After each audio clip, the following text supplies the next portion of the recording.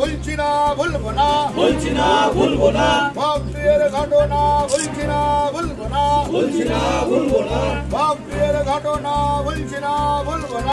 বীরভূমের বকটুই গণহত্যাকাণ্ডের দ্বিতীয় বর্ষপূর্তিতে স্বজন হারাদের পাশে বিজেপি প্রতিনিধি দল। 21শে মার্চ 2022 সাল বর্ষাল গ্রাম পঞ্চায়েতের উপপ্রধান ভাদু শেখকে বোমা মেরে হত্যা করা হয়েছিল। তারপরে ভয়ঙ্কর সেই গণহত্যা আজও মানুষের মনে দাগ কেটে রেখেছে। আজ দীর্ঘ প্রায় 2 বছর পেরিয়ে গেছে। স্বজন হারাদের হারানোর শোক ধীরে ধীরে কাটিয়ে উঠেছে বকটুই। স্বাভাবিক ছন্দে ফিরছে সেই চেনা বকটুই, মানুষের যাতায়াত শুরু হয়েছে, স্বাভাবিকভাবেই খুলছে দোকানপাট।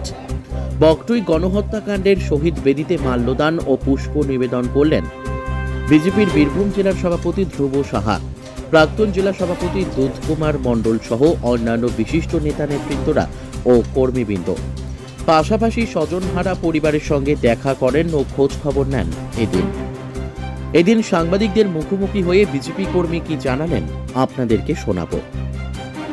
বকটুই থেকে জয়ন্ত মণ্ডলের রিপোর্ট, এস নিউজ বাংলা। দেখুন, বকটুইয়ের ঘটনা অত্যন্ত মর্মান্তিক ঘটনা। 2022 সালের 21শে মার্চ যে ঘটনা ঘটেছিল, বাংলা তথা বিশ্বের মানুষ দেখেছে। ভারতবর্ষের ইতিহাসে এই রকম ঘটনা কোথাও ঘটেনি। আর সেই দিন থেকে বকটুইয়ের মানুষের সঙ্গে ভারতীয় জনতা পার্টি আমরা ওতপ্রোতভাবে যুক্ত। হতদরিদ্র, বঞ্চিত, লাঞ্ছিত, নিপীড়িত, অত্যাচারিত মানুষজনের পাশে দাঁড়াতে আমরা আজকে বকটুই গ্রামে এসেছি। কি করলেন? আমরা এখানে যারা ওই দিনে মারা গেছেন সেই শহীদদের প্রতি সম্মান জানালাম, শ্রদ্ধা জানালাম, তাদের আত্মার শান্তি কামনা করলাম। একই জায়গায় দুটো শহীদ বেদি কেন? সেই শহীদ বেদিটা কেন, তার উত্তর তৃণমূল দেবে। তাদের মনে ছিল না যে শহীদ বেদিতে ফুল দিতে হয়, পয়সা আছে, বালির টাকা, পাথরের টাকা, কয়লার টাকা। তারা শহীদ বেদি করে দিয়েছিল। আমরা যখন শহীদ বেদিতে মাল্যার্পণ ইত্যাদি করব বলে ঠিক করলাম, তখন ওদের মনে হলো যে শহীদ বনিতে মালা দিতে হবে। তাই তারা সকালের পরে প্রস্তুতি নিচ্ছে।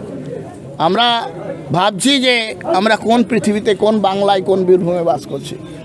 2 বছর আগে এই ঘটনা ঘটেছিল। আপনি আজকে পুষ্পার্ঘ্য দিতে এসে বললেন যে সিবিআইকে অবিলম্বে এই তদন্ত সম্পন্ন করতে হবে। কেন্দ্রীয় সরকারের তত্ত্বাবধানে সিবিআই, তাহলে কেন আপনি এই দাবি তুললেন? আপনার মনে হচ্ছে এটা কোথাও ভুল হচ্ছে। মহামান্য হাইকোর্টের নির্দেশে, হাইকোর্টের তত্ত্বাবধানে সিবিআই তদন্ত করছে। আমি আপনাদের মাধ্যমে মহামান্য হাইকোর্টকে এবং সিবিআইকে আর্জি করছি এই ঘটনার তদন্ত দ্রুত সম্পন্ন করার জন্য। মৃণাল, আজকে যে বিজেপি পুষ্পার্ঘ্য দিল আপনাদের শহীদদের প্রতি, কি বলবেন? আজকে আমাদের যে পরিবারের যে আমাদের স্ত্রী, মা, বোন, আত্মীয় স্বজন যেভাবে যাদেরকে অগ্নিসংযোগ লাগিয়ে পুড়িয়ে মারা হয়েছিল, আজকে তার দ্বিতীয় বার্ষিকী। এবং ভারতীয় জনতা পার্টির পক্ষ থেকে আমাদের জেলা প্রেসিডেন্ট মাননীয় ধ্রুব সাহা মহাশয় এবং অন্যান্য আমাদের বিজেপির কর্মকর্তা এবং আরও অনেকেই নেতা নেত্রীরা উপস্থিত হয়েছেন আজকে এই শহীদ বেদিতে।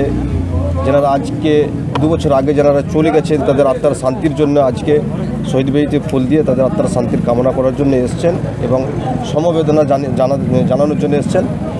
তো আজকে আমাকে খুব ভালো লাগলো যে আজকে ওনারা সকলেই আজকে আমার পাশে, বিপদের দিনে, সুখের দিনে সবসময় ওনারা আমাদের পাশে আছেন, আমাদের এই পরিবারটার পাশে আছেন। তার জন্য আমি খুব নিজেকে গর্বিত মনে করছি এবং অনেক অনেক অশেষ ধন্যবাদ জানাচ্ছি।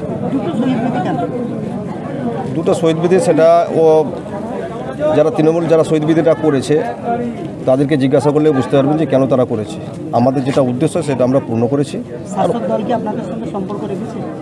না, আমার সঙ্গে কোনো রকম সম্পর্ক রাখেনি, বরং আমার উপরে স্টিম রোলার চালানো হচ্ছে। আমি তো এর আগে বলেছি, যেমন শাসক দল মাননীয় মুখ্যমন্ত্রী মমতা বন্দ্যোপাধ্যায় আসার পর যে চাকরিগুলো দিয়েছিল, আমার চাকরির কেন মাইনা বন্ধ করলো?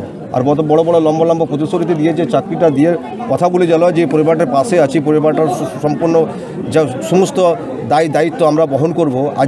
আজকে পরিবারটাকে জলে ভাসিয়ে দিয়েছে আমাদের পরিবারটাকে। কারণ আমার যে আমি ডিউটি করছি অথচ আমি কোনো মাইনা পাচ্ছি না, তো আমার পরিবারটা কীভাবে চলে? সিবিআই যে তদন্ত করছে তাতে কি খুশি আপনারা? অবশ্যই। সিবিআই তদন্ত যদি না হতো, রাজ্যের প্রশাসন যদি ইনভেস্টিগেশন করতে, কেসটা কবে হয়ে যেত এবং যারা দোষী তারা কবে বাইরে বেরিয়ে আসতো, এবং এদের কোনো সাজা হতো না। তো সিবিআই ইনভেস্টিগেশন করাতে আমরা খুব খুশি, কারণ আমরা ন্যায্য ইনসাফটা পাবো, কারণ সঠিক বিধান হবে, সঠিক আইনটা ফাইসলাটা হবে, সঠিক বিচারটা পাবো। কারণ এক কথা হচ্ছে সিবিআই না থাকলে সঠিক বিচারটা হতো না। একটা বলো, আমি একটা তুলে নেবো সেটা